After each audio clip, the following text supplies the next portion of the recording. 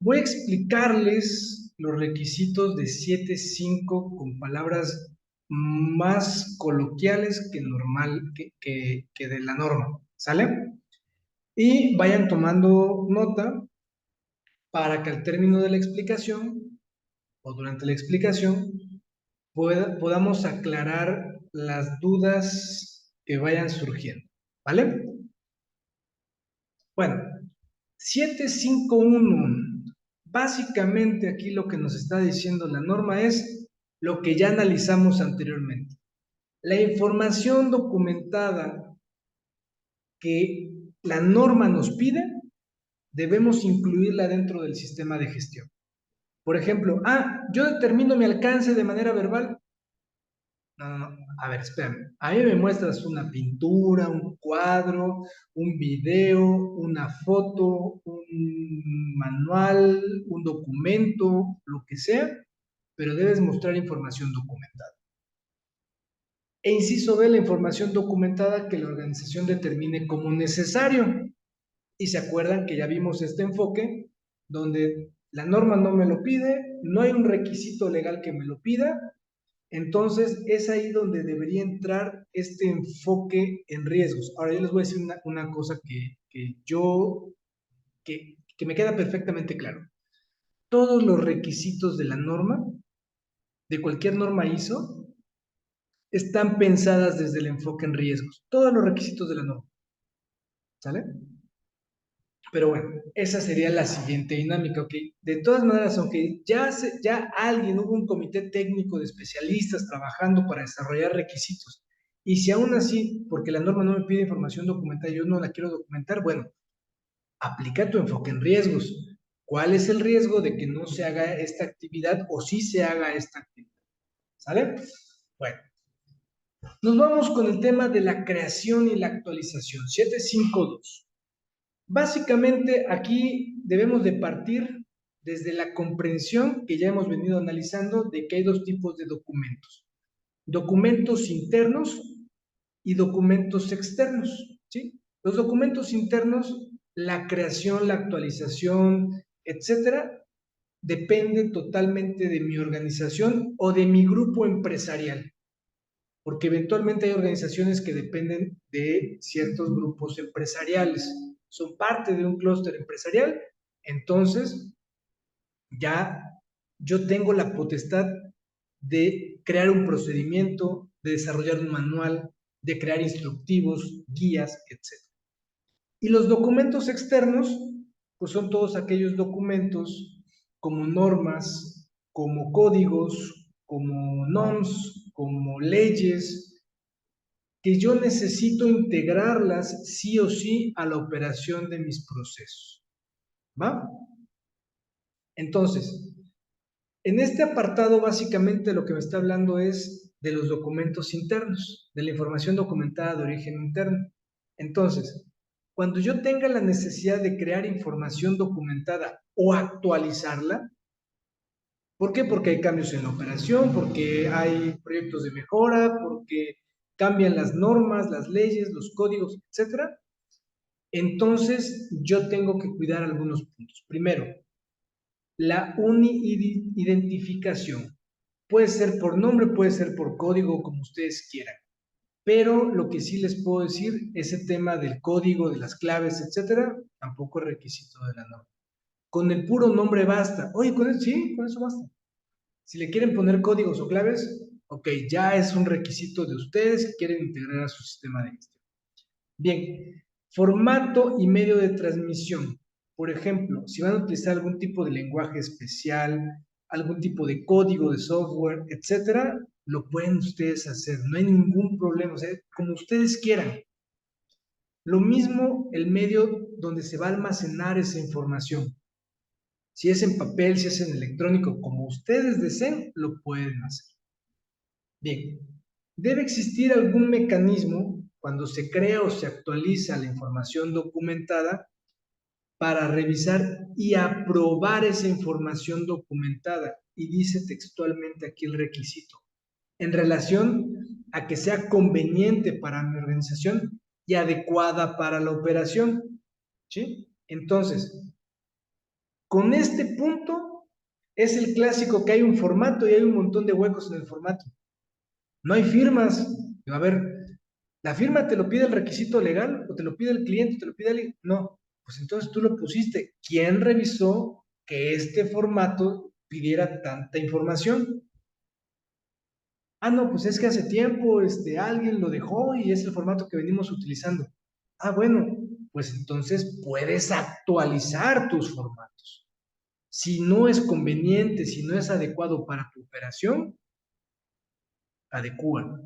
¿Sí? Bueno, entonces, ¿cómo lo hacen normalmente las organizaciones? La forma más común es a través de firmas físicas o digitales, autorizaciones por correos electrónicos, etc. Bien, vamos caminando entonces en el requisito y entramos al control de la información documentada. ¿Qué es lo que tenemos que gestionar y controlar?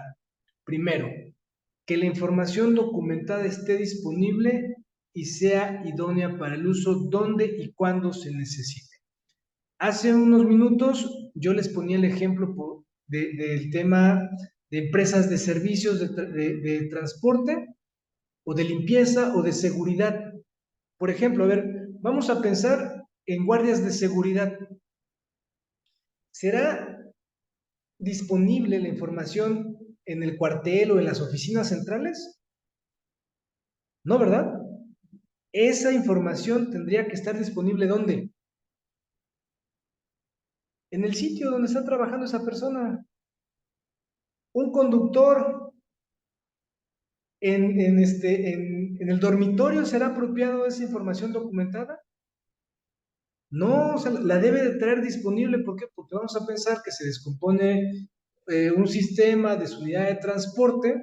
Entonces, en lugar de esperar hasta que llegue el mecánico, normalmente los conductores tienen cierto conocimiento en temas eléctricos, en temas mecánicos, para poder ellos resolver temas básicos. Y entonces yo debería tener acceso a cierta información para aclarar alguna duda. ¿Sí? Manejo de materiales especiales o materiales peligrosos. Yo debería tener acceso a esa información en el sitio donde yo esté de acuerdo al tipo de producto que voy a recolectar. ¿Sí? Entonces es ahí donde se abre un montón de posibilidades. Información en plataformas o aplicaciones móviles, informaciones en las nubes, etcétera. Bien, esté protegida adecuadamente, ejemplo contra la pérdida de confidencialidad e inadecuado o pérdida de la integridad.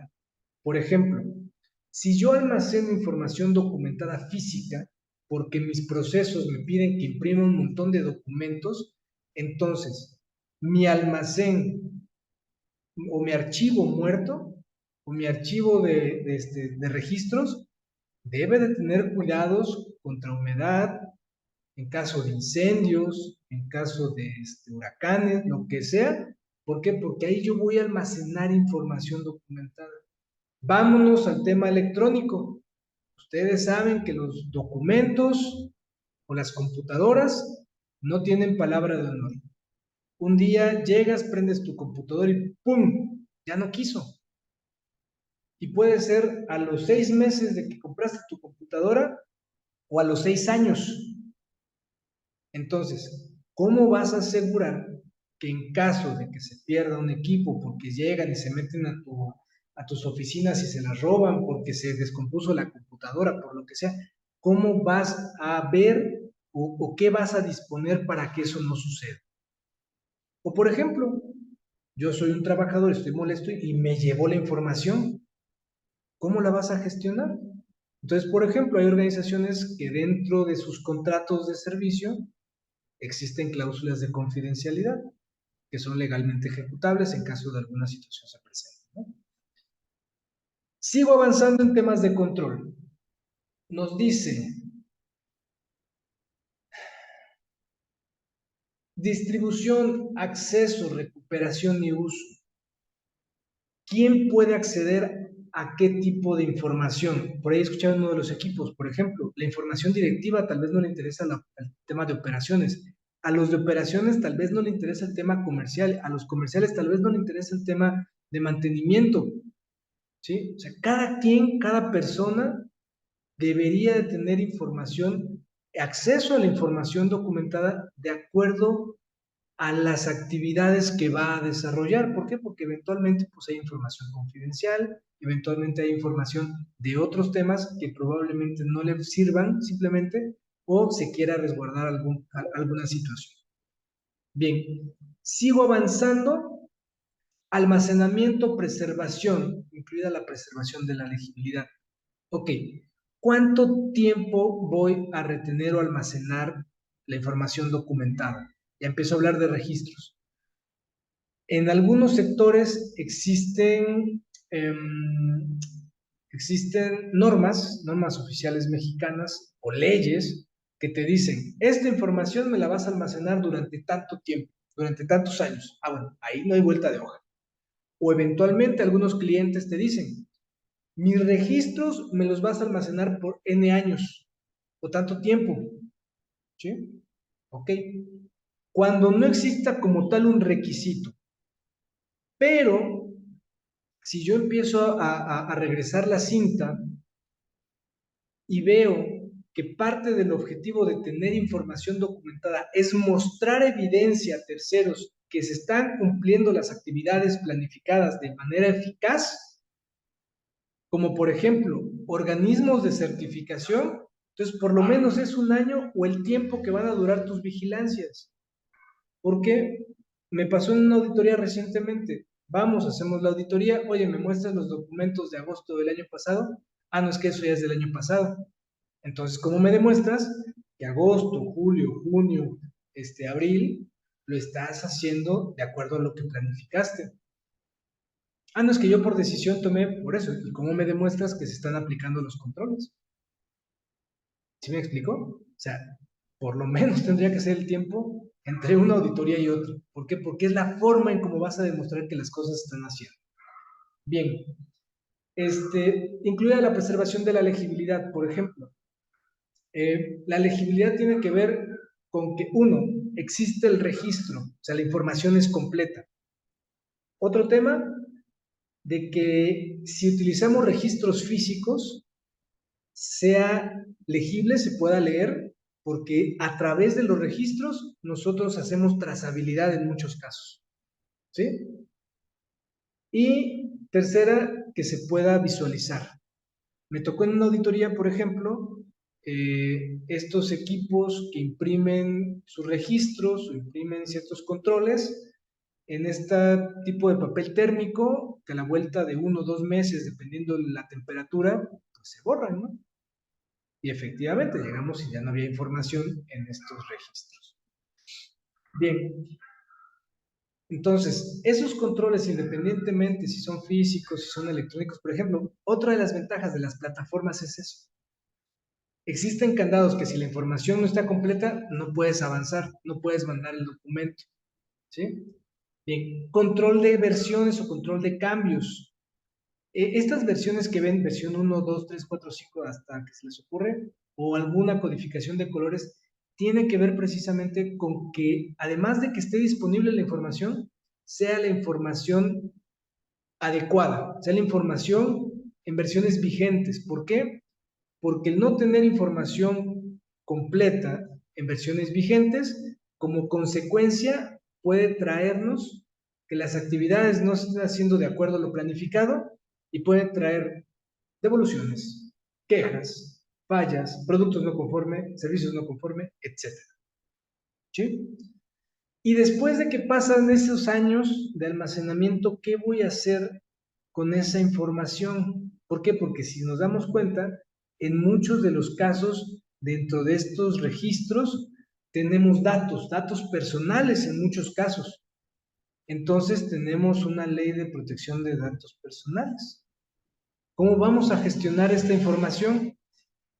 Se va a destruir, se va a incinerar, se va a reciclar, se va a reutilizar. ¿Qué es lo que vamos a hacer con esa información documentada? Bien. Y ya por último, dentro de la misma gestión 753, aquí sí damos un salto hacia la información documentada de origen externo.